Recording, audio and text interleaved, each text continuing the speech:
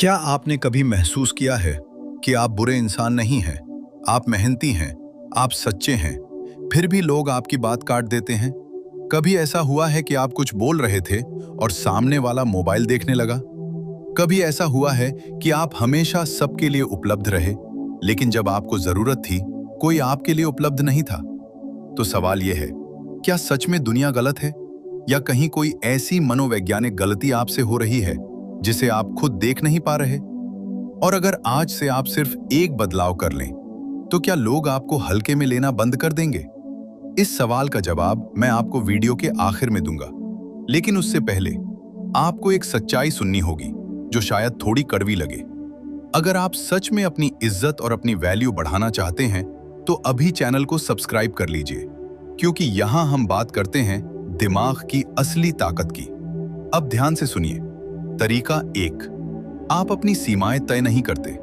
दुनिया का एक सीधा नियम है, जिस इंसान की सीमाएं नहीं होती, उसकी वैल्यू भी धीरे धीरे खत्म हो जाती है।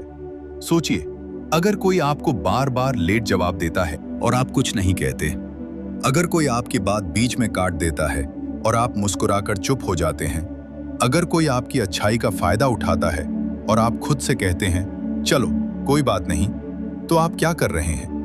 आप सामने वाले को सिखा रहे हैं कि वो आपके साथ ऐसा व्यवहार कर सकता है।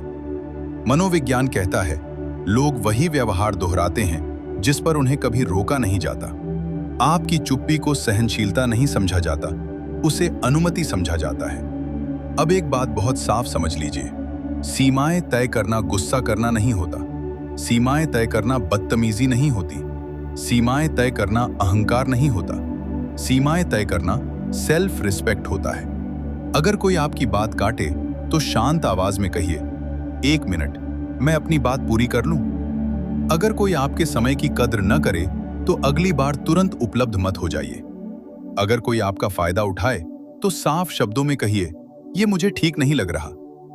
आपको चिल्लाना नहीं है, आपको लड़ना नहीं है, आपको बस संकेत देना है, यहां तक ठीक है, इसके आगे नहीं। याद रखिए, दुनिया कमजोर लोगों को नहीं दबाती, दुनिया उन लोगों को दबाती है जो खुद को दबने देते हैं। और जब आप पहली बार सीमा तय करेंगे, तो लोग चौंकेंगे, कुछ लोग नाराज भी होंगे। लेकिन सच ये है, जो लोग आपकी सीमाओं से परेशान होते हैं, वो आपकी चुप्पी से खुश थे। अब फैसला आपका है, आराम चाहिए या सम्मान। लेकिन कहानी यहीं खत्म नहीं होती। कई बार आप सीमा तय करना चाहते हैं, लेकिन कर नहीं पाते। क्यों? क्योंकि अंदर एक डर बैठा होता है, लोग क्या सोचेंगे। और यही हमें ले जाता है दूसरे तरीके पर। तरीका 2, आप खुद को जरूरत से ज्यादा साबित करते हैं। ध्यान से सुनिए, जो इंसान बार बार खुद को साबित करता है, वो अनजाने में अपनी वैल्यू कम कर देता है।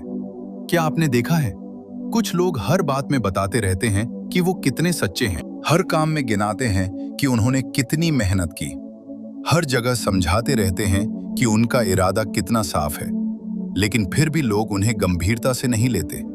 क्यों?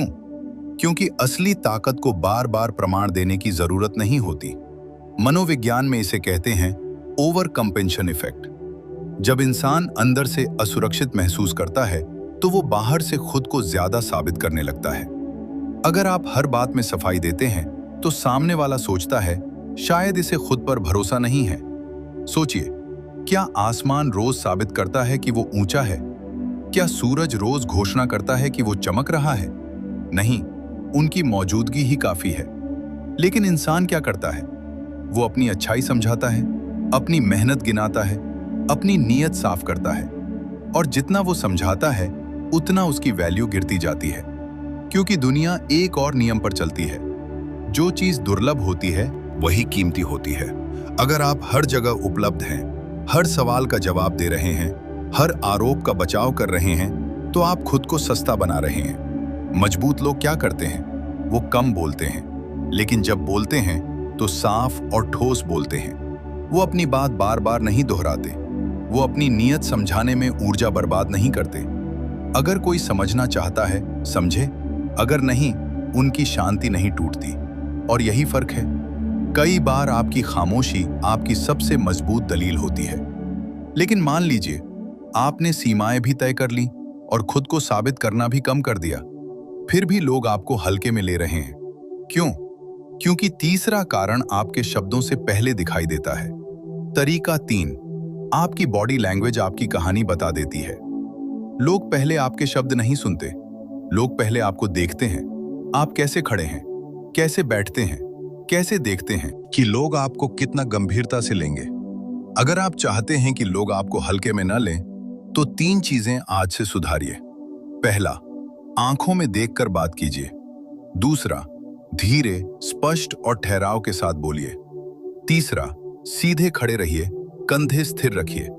आपको अभिनय नहीं करना है, आपको बस सजग होना है, क्योंकि शरीर मन का आईना होता है।